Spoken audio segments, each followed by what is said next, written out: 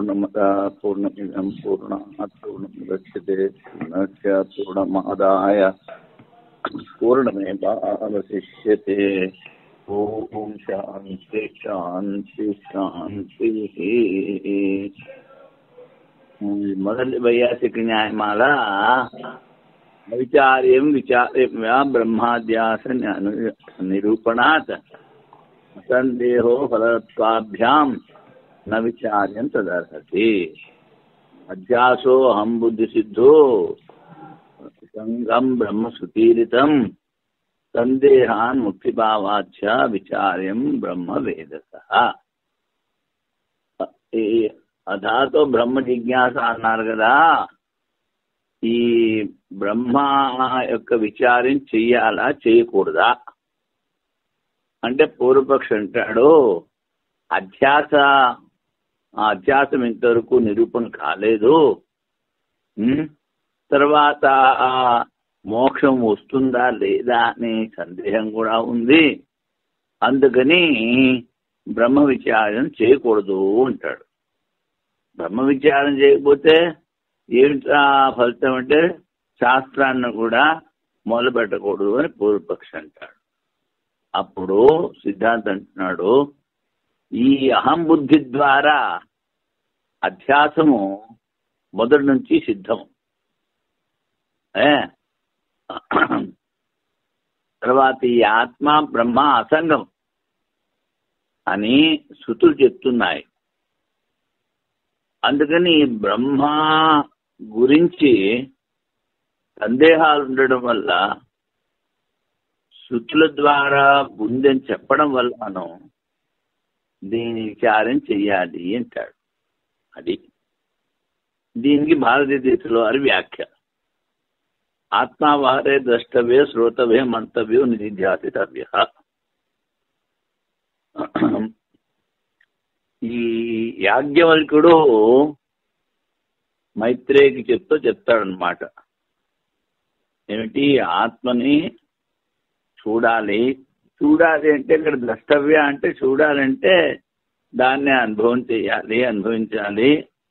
ఎలాగా అంటే శ్రవణ మనన ధ్యాసల ద్వారా. అదే చెప్తున్నాడు.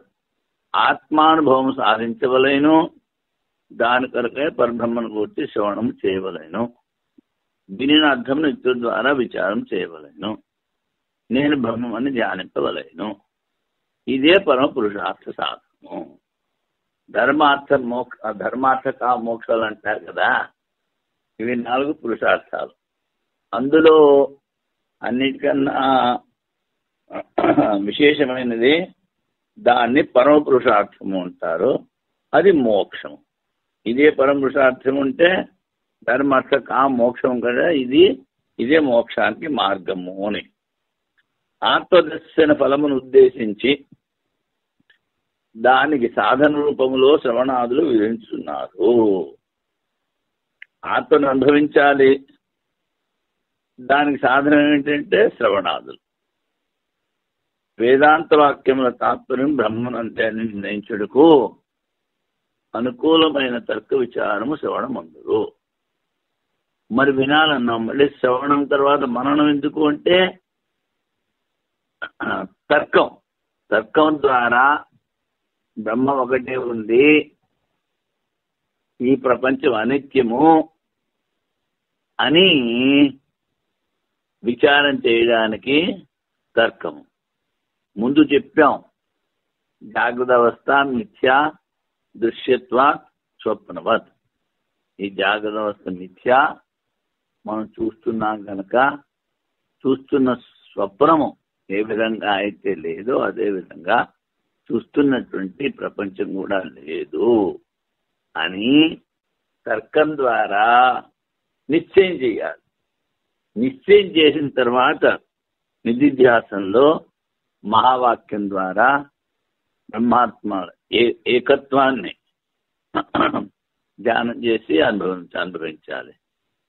ఈ శ్రవణ మననల ద్వారా కూడాను మనసు శుద్ధి చెందుతుంది. శుద్ధైన మనసు ద్వారా అప్పుడు ఏకాగ్రమయ్యి ఆ బ్రహ్మ విచారం చేస్తాం. ఈ విచారం విధించిన వాక్యము విషయము ఇప్పుడు ఏదైనా ఒకటి చెప్పాలి అంటే దానికి అనుబంధ చతుష్టయం ఉండాలి. అందులో దానికి ఇది విషయం ఏమిటి, ఈ విచారం ఎలా చేయాలి, ఆ విచారాన్ని చెప్పే వాక్యాలు విషయం. ఈ విషయంపై 2 శ్లోకంలో సంగ్రహించలేదని సంశయం వలదు. 2 శ్లోకాల్లో సంగ్రహంగా అంటే సంక్షేపంగా చెప్పాననే సంశయం వద్దు. సంక్షేపంగా చెప్పడం ద్వారానే ముందు విషయాన్ని గ్రహించాలి. వాడు ఏమిటన్నాడు, విచారం చేయాలా చేయకూడదు, బ్రహ్మ విచారం చేయకూడదు అన్నాడు. అది సందేహం, అదే సంశయం. దానికి బుద్ధి ద్వారా అధ్యాసం సిద్ధము, మోక్షం గురించి, ఆ బ్రహ్మ ఉనికిని గురించి సందేహం ఉండడం మూలాన వేదాల ద్వారా విచారం చెయ్యాలి. అది బ్రహ్మ విచారాత్మకం, న్యాయ నిర్ణయాత్మకం. ఈ శాస్త్రము ఆరంభించదైనా లేదా? ఈ న్యాయ నిర్ణయాత్మకము అంటే ఉపనిషత్తులని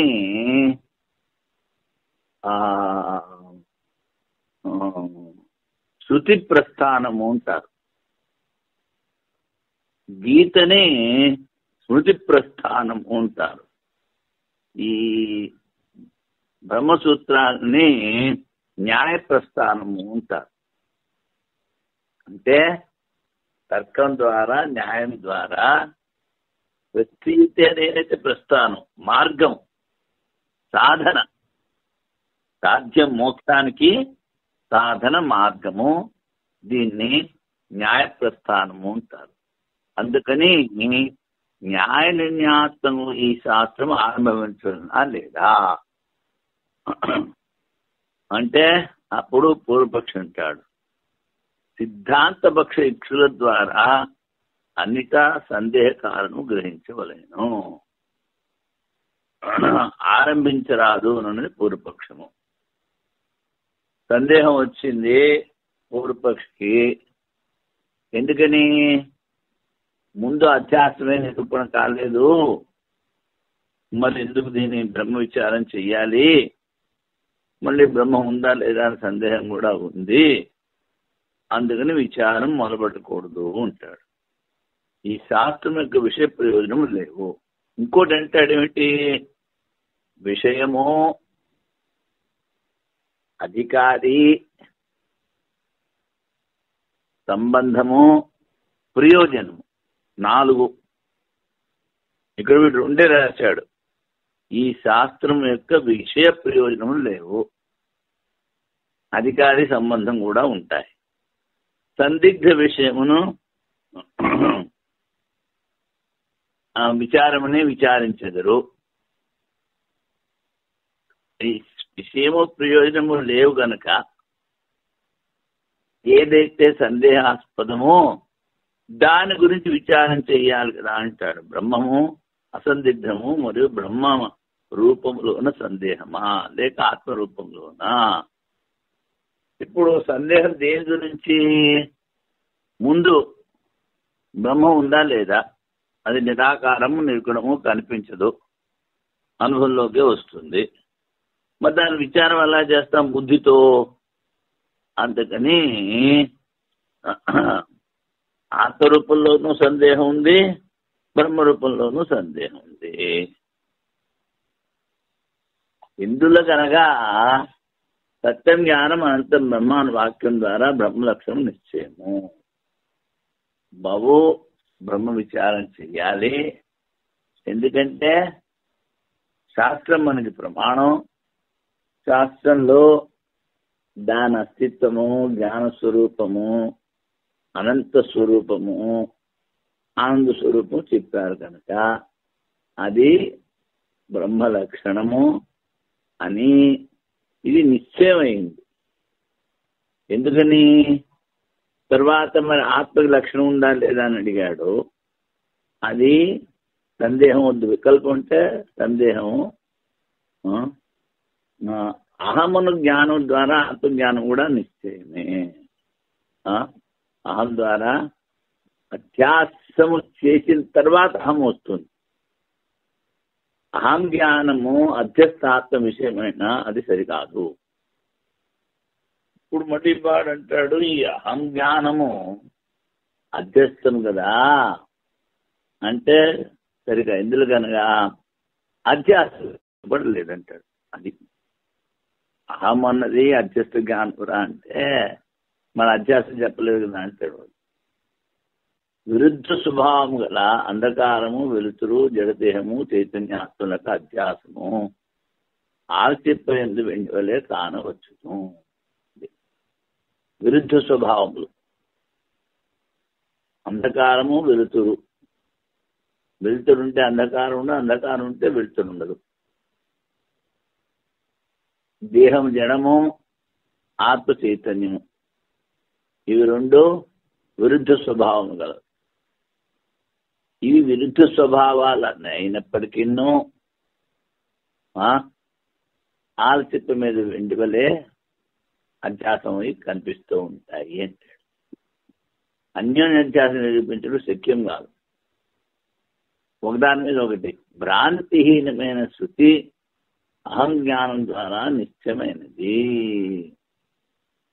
శృతిలో భ్రాంతి లేదు. అది ఏ చెప్తే అది నిశ్చయం కదా. అందుకని అది అహం ద్వారా, అహం జ్ఞానం ద్వారా అత్యస్త జ్ఞానము నిశ్చయం. శృతి అసందిగ్ధమటం వలన బ్రహ్మ విచారం విషయం లేదు. తర్వాత ముందు కూడా చెప్పాడు శృతి అసందిగ్ధము, అందులో సందేహించవలసిన పని లేదు. అందుకని శృతి చెప్పిన బ్రహ్మ విచారం చేయక్కర్లేదు కదా అంటాడు. జ్ఞానం వల్ల ప్రయోజనం అనుభవంలో లేదు. జ్ఞానం అంటే ఒక విషయం తెలుసుకున్నాము, దానివల్ల ఏమి లాభం లేదంటాడు అనుభవంలో.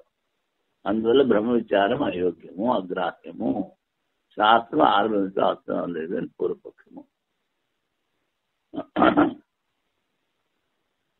జ్ఞానం వల్ల ప్రయోజనం లేదు అంటే, ఇప్పుడు జ్ఞానం అంటే వాడు ఎలాంటి జ్ఞానం తీసుకుంటాడు? బుద్ధిస్తరంలో ఉన్న జ్ఞానం.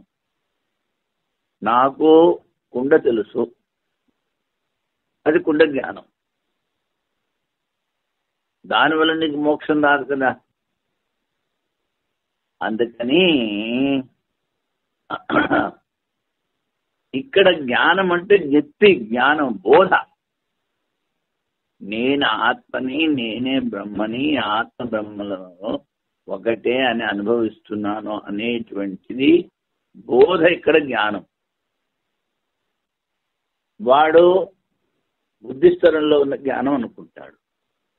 అందుకని బ్రహ్మ విచారం చేయక్కర్లేదు అంటాడు.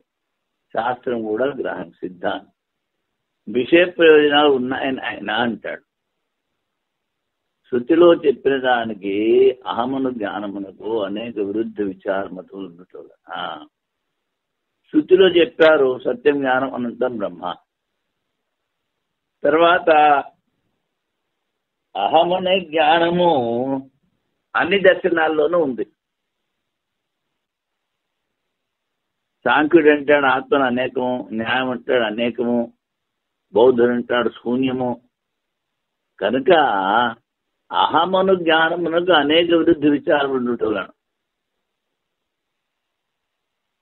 వల్ల బ్రహ్మాత్మ విషయములు సందిగ్ధ విషయములు అవుతాయి. బ్రహ్మే ఆత్మ, ఆత్మే బ్రహ్మ అనే దాంట్లో సందేహం ఉంది.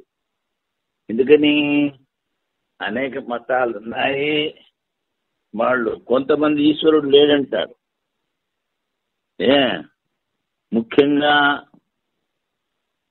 పూర్వమీమాంసం, కర్మకాండ ఈశ్వరుని ఒప్పుకోదు. నైయాయికుడు నా న్యాయం ద్వారా నేను ఈశ్వరుణ్ణి సిద్ధం చేస్తున్నా అంటాడు. శాస్త్రం అక్కర్లేదంటాడు. తర్వాత ఈ ఈశ్వరుని గురించి యోగులు కొంతమంది ఒప్పుకుంటారు, కొంతమంది ఈశ్వరుని ఒప్పుకోరు. ఇలాగా ఈ సందిగ్ధం సంశయాలు ఉన్నాయి. ఆరంభించాలి. ఎందుకని? ఆ శాస్త్రాల ద్వారా మోక్షము లభించదు.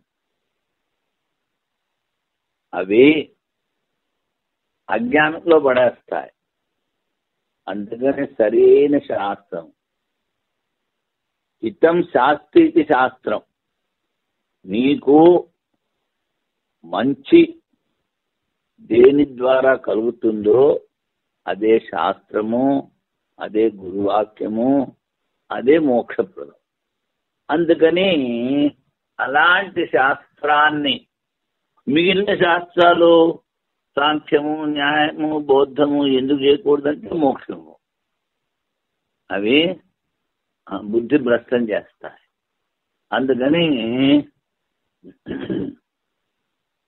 ఈ శాస్త్రాన్ని, సమంగా చెప్పే శాస్త్రాన్ని, వేదాలని, ఉపనిషత్తుల్ని విచారం చెయ్యాలి అంటాడు. అయమాత్మ బ్రహ్మ, ఇది మాండూక్యకారికలో వచ్చింది.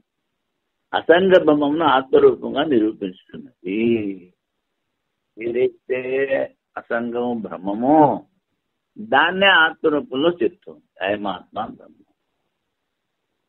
అహం మనుష్య, అహం బుద్ధి ఆత్మదేహం ద్వారా ఆత్మ గ్రహించుతున్నది. అహం బుద్ధి ఆత్మ గ్రహిస్తుంది అంటాడు. అధ్యాసం నిరూపించదంటే వేదాంతులకు అలంకారం. అధ్యాసం మొదటి నుంచి దాన్ని ఏం నిరూపిస్తాం? వస్తు విషయం సందిగ్ధం. ఇప్పుడు ఆత్మ వాడు ఉందంటాడు, వాడు లేదంటాడు. 6 దర్శనాలు ఉన్నాయంటాయి. 6 దర్శనాలు ఆస్తిక దర్శనాలు, 6 దర్శనాలు నాస్తిక దర్శనాలు. జైనము, తర్వాత బౌద్ధుల్లో 4 రకాలు, చార్వాకులు, వీళ్ళందరూ నాస్తికులు. నాస్తికులు 6 మతాలు వేదాలను ఒప్పుకుని ఆత్మ అనేకం చెప్పేటువంటి ఆస్తికుల్లో మతభేదాలు ఉన్నాయి. వాళ్ళు 6. అందుకని వస్తు విషయం సందిగ్ధం. వస్తువు అంటే ఆత్మ విషయం. ఆత్మ ఏమిటిన్నది ఇందులో సందేహం ఉంది. ముక్తి ప్రయోజనం శృతుల్లో చెప్పడంలో జ్ఞానులందు ముక్తి, ఆనందము, అంతోగమనం ఒకటోలను ప్రయోజనం సునిశ్చితము. ముక్తికి ప్రయోజనం చెప్పారు, జ్ఞానులు ముక్తిని అనుభవిస్తున్నారు. అందుకని ప్రయోజనము ఉంది. విషయంలో సందిగ్ధం ఉంది. వేదాంత వాక్యం విచారం ద్వారా బ్రహ్మ విచారాధీనము. అందుకని ఈ వేదాంత వాక్యాల ద్వారా బ్రహ్మము విచారం చేయాలి. ఆరంభనీయము, మొదలుపెట్టాలి. పూర్వపక్షం బ్రహ్మం గురించి విని వారిలో కూడా పూర్వం సంసారం గోచరమవుతున్నది. శ్రవణమనని ధ్యానం చేస్తున్నారు, బ్రహ్మ విచారం చేస్తున్నారు. ఆయన వాళ్ళలో కూడా సంసారం కనిపిస్తుంది అంటాడు పూర్వపక్షం. అప్పుడు సిద్ధాంతం చెప్తున్నాడు, శోకమాత్మే, ఆత్మజ్ఞానం గలవారు శోక శబ్ద వాచ్యమైన బంధము లేని వారు వచ్చున్నారు. శోక శబ్ద వాచ్యమైన బంధనముకు కారణముకు ప్రాపంచిక సాంసారిక విషయవాంఛలు ఉండవు. బ్రహ్మవిద్ బ్రహ్మయో భవతి, బ్రహ్మజ్ఞాని బ్రహ్మమే వచ్చున్నాడు. అశరీరం భావసంతో న ప్రియా ప్రియే స్పృశిత. శరీర అభిమాన రహితులకు ప్రియములు అప్రేములు అంటుట లేదు. ఈ శృతివాక్యం ద్వారా, వేద ప్రమాణ బ్రహ్మాత్మక జ్ఞానం ద్వారా అజ్ఞాన నివృత్తి పూర్వక దేహాభిమాన నివృత్తి కలుగుట వలన దుఃఖాదులు ఉండవు. శృతులు విచారం చేస్తే దాన్ని వేద ప్రమాణం అన్నారు. ఆ ప్రమాణం ద్వారా ఉత్పన్నమైన జ్ఞానం బ్రహ్మాత్మల ఏకత్వం, అది అజ్ఞానాన్ని పోగొడుతుంది, దేహాభిమానాన్ని కూడా పోగొడుతుంది. దేహాభిమానం అంత త్వరగా పోదు, కానీ విచారం చేస్తూ చేస్తూ చేస్తూ రసవర్జ్యం రసోపిస్తే పరం దృష్ట్వా నిబద్ధతే అన్నాడు కృష్ణ పరమాత్మ. అంటే ఆ కామక్రోధాదులు, ఆ దేహాభిమానము, మమత్వము కొంచెం కొంచెం ఉంటాయి. అది ఆత్మ బ్రహ్మాత్మల ఏకత్వ అనుభవం అయిన తర్వాతే పోతాయి. అందుకని విచారం బాగా చెయ్యాలి అంటాడు. కాన బ్రహ్మానుభవం గల వాళ్ళలో సంసారము గోచరము కాదు. వాళ్ళు సంసారాన్ని పట్టించుకోరు. గురు మహారాజ్ చెప్తారు, వాడెవడో వచ్చి ఆ కాలంలో నీకు 10,000 ఇస్తా అన్నాడు అంటే గురు మహారాజ్ చెప్తారు రప్పం పెట్టిన తలకాయ కోసినట్టుగా ఉందంటారు. అది అంటే సంసారం గురించి పట్టించుకోరు, సంసార విషయాలు అక్కర్లేదు. పుత్రేషణ లోకేషణ విత్తేషణ ఏమీ అక్కర్లేదు వాళ్ళకి, ఏ ఇచ్చలు ఉండవు. విచార విషయం బ్రహ్మ యొక్క స్వరూపము జన్మాద్యత అని సూత్రం ద్వారా చెప్పేదాను. నువ్వు బ్రహ్మ విచారం చెయ్యాలి అన్నావు శాస్త్రం ద్వారా, బాగానే ఉంది. ఆ బ్రహ్మ లక్షణం చెప్పలేదు, ఎందుకంటే శాస్త్రంలో లక్షణ ప్రమాణాభ్యాం వస్తు సిద్ధి అన్నాడు. లక్షణం చెప్పాలి, ఏదైనా వస్తువును చెప్పాలి అనుకుంటే. ప్రమాణం ఎక్కడి నుంచి, ఏ శాస్త్రం నుంచి చెప్తున్నావో అది కూడా చెప్పాలి. లక్షణ ప్రమాణాభ్యాం వస్తు సిద్ధి. ఈ లక్షణము వచ్చే సూత్రంలో చెప్తాము అంటున్నారు. బ్రహ్మ ప్రధానం, జిజ్ఞాస కర్మకు ప్రధానమైన బ్రహ్మను గ్రహించిన తదాశ్రిత ప్రమాణాలు వాటంటే అవే గ్రహించబడతాం. ఇప్పుడు నేను కుండ చూస్తున్నాను, కుండ చూస్తున్నాను నువ్వు చెప్పినప్పుడు నువ్వు చూడడము అన్నది క్రియ, దానికి కర్మ కుండ. నేను కుండ చూస్తున్నాను. అలాగే ఇక్కడ జ్ఞాతమిచ్చ జిజ్ఞాస, నువ్వు తెలుసుకోవాలి, విచారం చేయాలి. దేని గురించి విచారం చేయాలి అంటే బ్రహ్మ. అంటే విచారానికి కర్మ బ్రహ్మ అయ్యింది. జిజ్ఞాస కర్మకు ప్రధాన బ్రహ్మను గ్రహించిందా తదాశ్రయ ప్రమాణాలు అదంతా గ్రహిస్తున్నాయి. లక్షణ ప్రమాణం అన్నాం కదా, ప్రమాణాలు నువ్వు జిజ్ఞాస రూపానికి జిజ్ఞాసకి కర్మ బ్రహ్మం, దాన్ని గురించి విచారం చేసినప్పుడు ప్రమాణాలు నీకు తెలుసు. ఎలాగా అంటే రాజు వెళుచున్నాడైనా పరివార జనులతో సేనా మాత్యాలతో వెళుచున్నాడు. రాజా గచ్చతి, రాజు పోతున్నాడు. రాజు ఒంటరిగా పోడు, పరివార జనం ఉంటారు, సేన ఉంటుంది, మంత్రులు వీళ్ళందరూ ఉంటారు. జ్ఞాధాతు ద్వారా అధిక లక్షణం ద్వారా బ్రహ్మ అపరోక్ష జ్ఞానం లక్షితము. జ్ఞా అంటే అవబోధం, జ్ఞప్తి, అనుభవం. ఇప్పుడు ఇక్కడ 3 లక్షణాలు ఉన్నాయి, జహ లక్షణము, అజహ లక్షణము, జహ లక్షణము. ఇందులో చూడో దావతి, ఎరుపు రంగు పరిగెడుతోంది అంటే ఎరుపు పరిగెట్టదు, ఎరుపున్నటువంటి బండో గుర్రము ఏదో పరిగెడుతుంది. అంటే అది చెప్పినప్పుడు దాంతో పాటు ఇంకొంచెం తీసుకున్నావు. శత్రునో యాంతి, 10 మంది పోతున్నారు, 2 గొడుగులు ఉన్నాయి, మిగిలిన వాళ్ళకి లేవు. లేని వాళ్ళు కూడా గొడుగున్న వాళ్ళు ఉంటారు. అంటే ఏదైతే చెప్పావో దాంతో పాటు ఇంకొంచెం నువ్వు తీసుకోవాలి, దాన్ని అజహ లక్షణము ఉంటారు. ముందు చెప్పాం లక్షణ ప్రమాణాభ్యాం వస్తు సిద్ధి అని. ఇక్కడ ఏడు చెప్తున్నాడు, అజహ లక్షణము అన్నాడు. అధ్యయన లక్షణం ద్వారా ఏమిటంటే బ్రహ్మ అపరోక్ష జ్ఞానము లక్షితము, అనుభవం.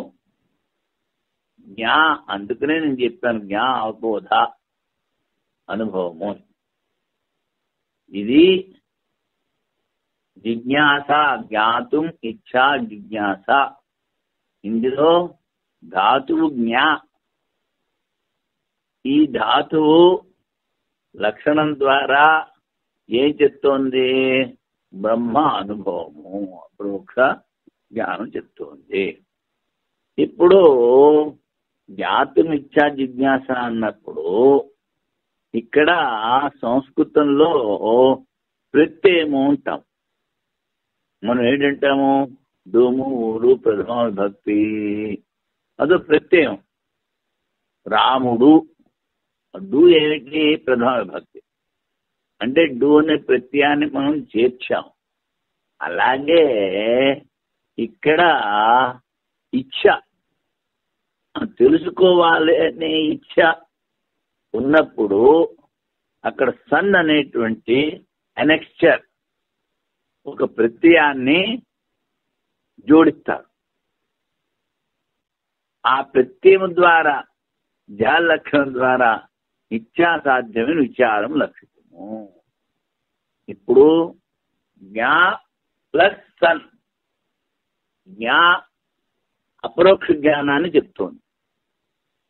ఏంటి? బ్రహ్మానుభవం. మరి సన్ ప్రత్యయం ఏం చెప్తోంది? ఇది ఇచ్ఛా సాధ్యమైన విచారం. బ్రహ్మ తెలుసుకోవాలి. దేని ద్వారా సాధ్యమది? విచారం ద్వారా. అందుకని జిజ్ఞాస అంటే బ్రహ్మ విచారం చేసి ఆ విచారం ద్వారా బ్రహ్మని అనుభవించు అని అర్థము. అతపదమునకు లక్షితం అర్థం. తద్యథా ఇహ కర్మచితో లోకో క్షీయతే అతయేవ అముత్ర పుణ్యకృతో లోకో క్షీయతే. ఇక్కడ ఈ అథ అని ముందు ఒక శబ్దం వచ్చింది సూత్రంలో. అంటే సాధన చతుస్తే సంపన్నము ఉన్న వ్యక్తి. మళ్ళీ ఇంకో శబ్దం వచ్చింది అథ. అథ మొట్టమొదటిది మహాప్రాణం, తరువాత అంటే సాధన చతుస్తే సంపన్న తరువాత. అత. ఈ అత అంటే ఏమిట్రా అంటే అది చెప్తున్నారు. యథా ఇహ కర్మచితో లోకో క్షీయతే మూత్ర పుణ్యలోకో పుణ్యకృతో లోకో క్షీయతే. కర్మల ద్వారా చేసిన ఫలితము ఏ విధంగా నశిస్తుందో ఈ లోకంలో, అదే విధంగా పై లోకాల్లో పుణ్యం ద్వారా సంపాదించిన కర్మ ఫలితం కూడా నశిస్తుంది. అంటే ఇహలోకంలోనూ పరలోకంలోనూ కర్మ ద్వారా ఏది సంపాదించినా అది అనిత్యము అని తెలుసుకొని పూర్తి వైరాగ్యంతో బ్రహ్మ జిజ్ఞాస చెయ్యాలి అంటాడు. ముందేమిటి? అథ అతో బ్రహ్మ జిజ్ఞాస. సాధన సంపన్న అయిన తర్వాత వివేకము, వైరాగ్యము, సత్సమా సంపత్తి, ముముక్షము కలిగిన తర్వాత పూర్తిగా వైరాగ్యం కలిగి బ్రహ్మ జిజ్ఞాస చేయాలి. బ్రహ్మ జిజ్ఞాస అర్థం ఏంటి? జిజ్ఞాసకు అర్థం చెప్పాడు. విచారము ద్వారా బ్రహ్మ ఆత్మల ఏకత్వ అనుభవము. అది మరి ఇప్పుడు నువ్వు జిజ్ఞాస చెయ్యాలి అన్నావు, బ్రహ్మ గురించి జిజ్ఞాస చెయ్యాలి అన్నావు. దాని ప్రమాణము లక్షణము ఏమిటి అని మళ్ళీ అడుగుతాడు అనమాట. అది ఇక్కడ అదే చెప్తున్నారు. ఇతర కర్మ ద్వారా సంపాదించిన వ్యవసాయాద ఫలమైన బియ్యము వగైరా క్షీణించును, అట్లే యాగాదుల ద్వారా పొందు స్వర్గాదులు అనుభవంలో నశించును. అది తెలుసుకుని కర్మఫలము అనిత్యం తెలుసుకుని బ్రహ్మ విచారము చేయవలెను. బ్రహ్మజ్ఞానమునకు వేదాంత వాక్యములు విచారము చేసే తీరవలెను. అది ఆఖరికి ఏం తెలిసాడు? వేదాంత విచారం చెయ్యాలి. ఇప్పుడు బ్రహ్మ విచారణీయమని చెప్పబడినది. బ్రహ్మ లక్షణం ఏదైనా సందేహమునకు వ్యాస భగవానులు వారు 2వ సూత్రం రచించేది. నువ్వు చెప్పావు బ్రహ్మ జిజ్ఞాస చెయ్యాలి అన్నావు, బాగానే ఉంది. ఆ బ్రహ్మకి లక్షణం ఏమిటి అంటాడు. అప్పుడు చెప్పారు జన్మాద్యశ్చేత అని. ఇది జన్మాద్యధికరణం. యత అస్య జన్మాది, ఎక్కడి నుంచి అయితే ఈ ప్రపంచం యొక్క సృష్టి స్థితి లయాలు జరిగాయో అది బ్రహ్మము. దేని నుంచి సృష్టి స్థితి లయాలు జరిగాయో అది బ్రహ్మము. ఈ ప్రపంచం సృష్టి స్థితి లయం దేని వల్ల కలుగుతున్నావో అది బ్రహ్మ. అది ఇది సూత్రార్థం. ఇప్పుడు అధికరణానికి 5 విషయాలు. సంగతి ఏమిటి చెప్తున్నాడు. విచారణీయ బ్రహ్మ లక్షణం సిద్ధము కానప్పుడు బ్రహ్మస్వరూపం ఎట్లు సిద్ధమగును? నువ్వు బ్రహ్మ విచారం చెయ్యాలి అన్నావు, ఆ బ్రహ్మే సిద్ధం కాలేదు. బ్రహ్మ సిద్ధం కానప్పుడు బ్రహ్మస్వరూపం ఎలా తెలుస్తుంది? సిద్ధము కాని బ్రహ్మ విచారణీయం ఎట్లును? అక్షర సంగతి ముందు చెప్పాం, సంగతులన్నీ ఉన్నాయి. ఇక్కడ ఆక్షేపం చేస్తున్నాడు. ఏమిటి ఆక్షేపము? బ్రహ్మ లక్షణమే సిద్ధం కాలేదు, మరి ఆ బ్రహ్మస్వరూపాన్ని ఎలా సిద్ధం చేస్తావు అన్నది ఆక్షేపం. ఈ అధికరణానికి విషయం ఏమిటి? ఈ అధికరణంలో దేన్ని గురించి నువ్వు విచారం చేస్తావు అంటే అది చెప్తున్నాడు.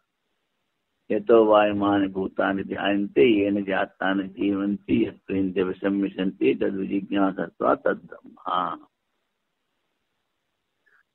ఈ దేని నుంచి ఈ ప్రపంచంలో ఉన్న భూతాలు, జీవులు, అన్ని భూతాలు, జడము చేతనం అంతా దేని నుంచి ఉత్పత్తి అవుతున్నాయో, దేని ద్వారా జీవిస్తున్నాయో, దేనిలో మళ్ళీ లయమైపోతున్నాయో దాని గురించి విచారం చెయ్యి, అది బ్రహ్మ అని.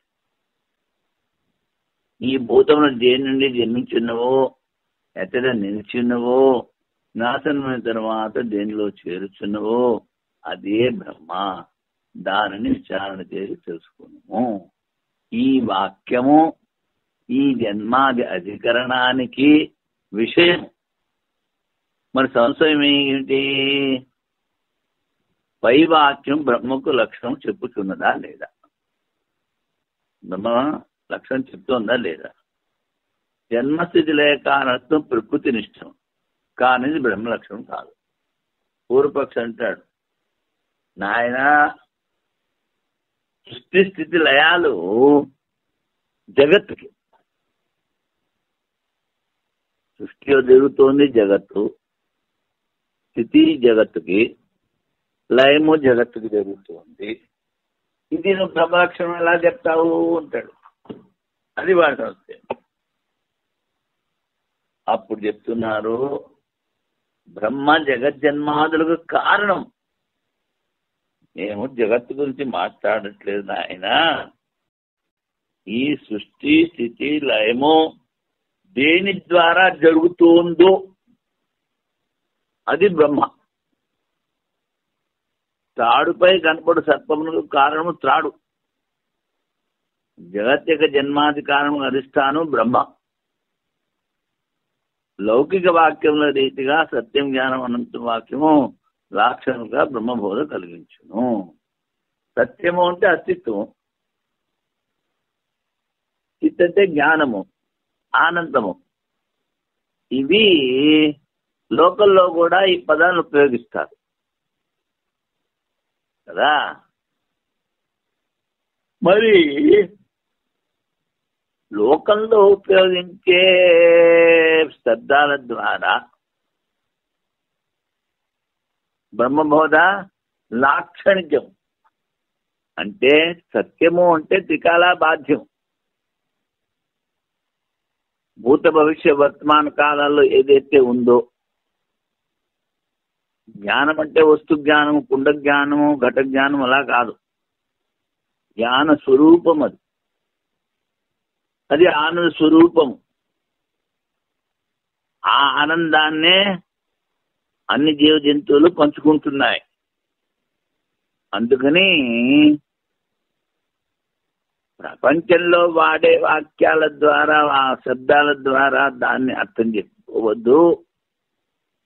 లాక్షణికంగా ఏదైతే మూడు కాలాల్లో ఉంటుందో, ఏదైతే జ్ఞాన స్వరూపమో, ఏదైతే ఆనంద స్వరూపమో అది బ్రహ్మ అని తెలుసుకుంటాడు. ఏది వెండియో అదే ముత్యపు చిప్పు అన్నట్లు. అక్కడ వెండి లేదు, ముత్యపు చిప్పు ఉంది. ఏ జగత్కారణమో అదే బ్రహ్మ. కల్పిత కారణత్వం బ్రహ్మకు తటస్థ లక్షణం. ఇప్పుడు లక్షణాలు రెండు, ముందు మూడు చెప్పాం.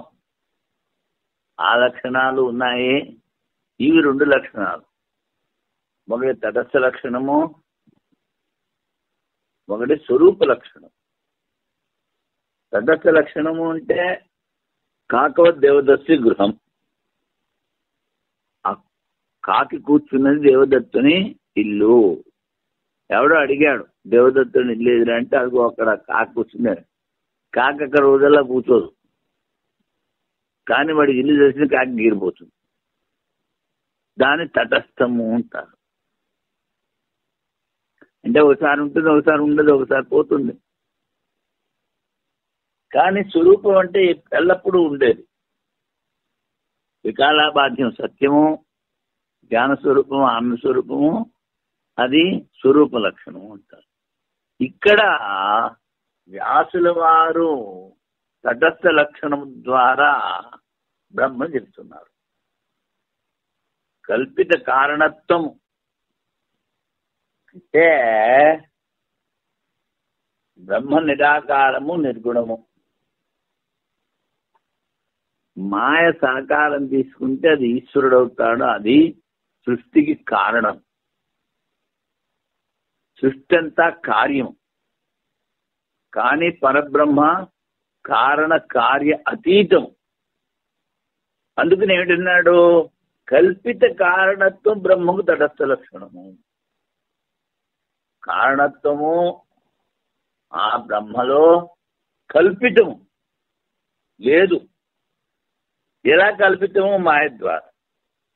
అది ఎలాగా అంటే మాయ ద్వారా చెప్పింది పెట్టి కనిపిస్తుంది. అలాగే మాయ ద్వారా బ్రహ్మలో జగత్ కనిపిస్తుంది. అది బ్రహ్మాది స్తంభ పర్యంతము భూతములు ఏ పరబ్రహ్మ నుండి పుట్టుచున్నవో అది ఎతో వాయుమాని భూతాన్ని అని శృతి బ్రహ్మ లక్షణమని చెప్పుచున్నది. ఈ శృతి ఏం చెప్తోంది? బ్రహ్మ లక్షణాన్ని చెప్తోంది. అది ఇప్పుడు వైయాసిక న్యాయమాలు చెప్తున్నారు. 5 అయిపోయాయి. అధికరణానికి 5 విషయాలు: పూర్వపక్షము, సిద్ధాంతము, సంశయము, విషయము, సంగతి. ఇప్పుడు వైయాసిక న్యాయం. ఇప్పుడు ఈ పద్ధతి ఏమిటంటే, ముందు అధికరణ 5 విషయాలు చెప్తే కొంచెం నీకు బోధపడుతుంది. సంశయం దేని గురించి, సిద్ధాంతం దేని గురించి, అదే మళ్ళీ ఈ శ్లోకాల్లో చెప్తారు. అదే మళ్ళీ భారతీయుల వారు చెప్తారు. అదే మళ్ళీ సూత్రాల్లో చెప్తాం. అంటే ఇది తర్కం గనక, న్యాయం గనక, చెప్పిన విషయాన్ని 4 సార్లు తిరగవేస్తే అది చక్కగా అవగతం అవుతుంది. దాని గురించి విచారం తేలిగ్గా చేయగలము. అది లక్షణం బ్రహ్మణో నాస్తి కింవా అస్తి నహి విద్యతే జన్మాదేర్ అన్యనిష్టత్వాత్. సత్యాదేశ అప్రసిద్ధిత. బ్రహ్మనిష్టం కారణత్వం చాల్లక్షణం సద్భుజంగవత్ లౌకికాన్యేవ సత్యాదీని అఖండం లక్షయంతి. బ్రహ్మకి లక్షణం ఉందా లేదా? నహి విద్యతే, లేదు. పూర్వపక్షం అంటున్నాడు. ఎందుకని? సృష్టి స్థితి లయాలు జగత్తుకి చెందినవి. జన్మాదేర్ అన్యనిష్టత, అన్య అంటే జగత్ యొక్క నిష్ట. సత్యాదేశ ప్రసిద్ధతను, సత్యం జ్ఞానం అనంతం బ్రహ్మ అంటావు. ఇవి ఈ బ్రహ్మ లక్షణము లోకంలో ప్రసిద్ధం కాదు అంటాడు. సత్యాదేశ ప్రసిద్ధత. అప్పుడు అంటున్నాడు సిద్ధాంతే, బ్రహ్మనిష్టం కారణత్వం స్యాత్ లక్ష్యం. ఇది కారణత్వము, ఈ జగత్తుకి కారణం ఏదైతే ఉందో అది బ్రహ్మ. బ్రహ్మకి లక్షణం ఏమిటి? జగత్తు ఎక్కడి నుంచి పుట్టిందో అది బ్రహ్మ. మరి ఏమిటయ్యా నువ్వు చిన్నగా చెప్పవేంటి అంటాడు వాడు.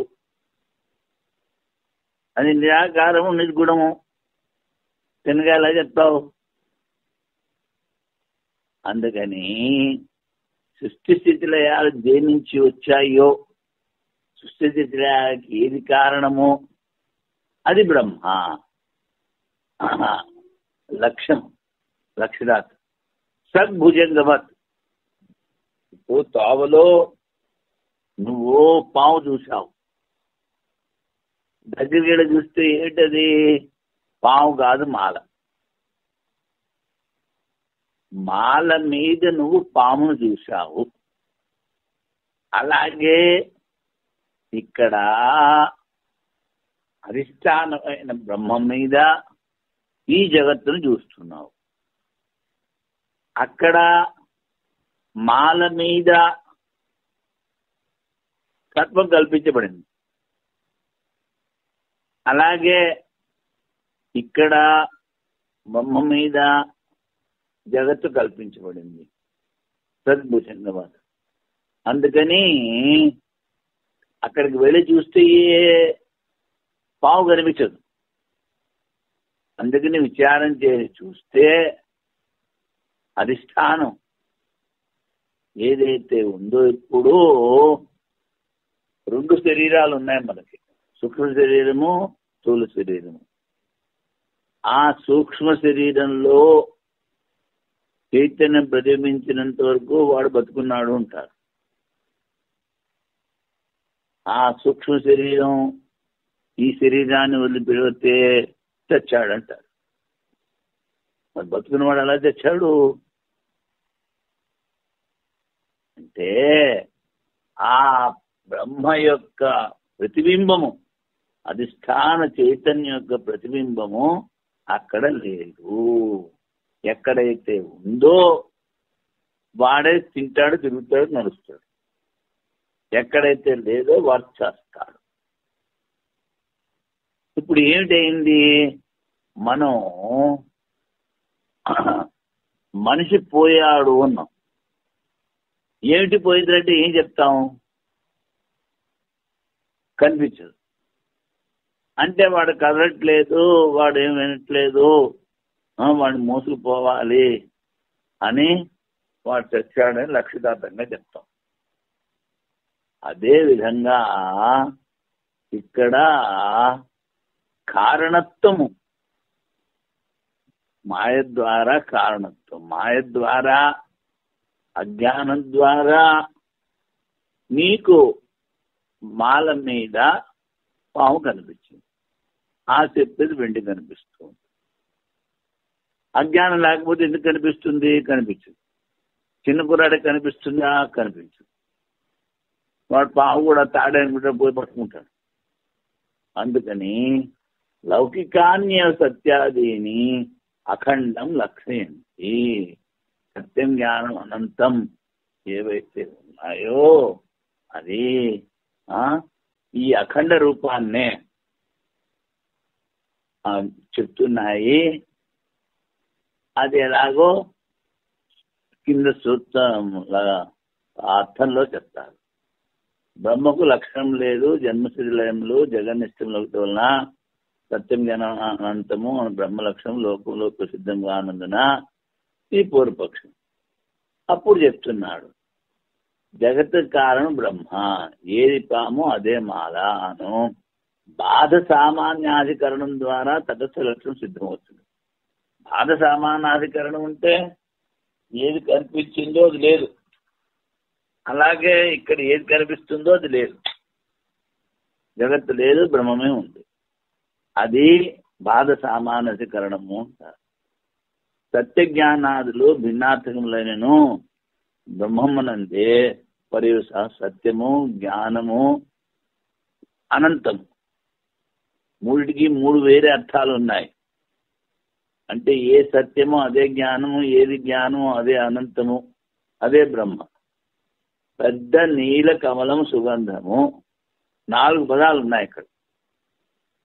ఈ పెద్దది వేరు, నీలం వేరు, కమలం వేరు, సుగంధం వేరు. కానీ ఇవన్నీ కూడాను ఆ కమలాన్నే చెప్తున్నాయి. ఒకే వస్తువు చెప్తున్నట్లు సత్య జ్ఞాన బ్రహ్మనే చెప్పుతున్నవి. బ్రహ్మస్వరూప లక్షణం సిద్ధమవుతున్నది. అలాగే ఇక్కడ బ్రహ్మ యొక్క స్వరూప లక్షణము సిద్ధము. ఈ పరమాత్మ జగత్తునకు అభిన్న నిమిత్తోపాదాన కారణము.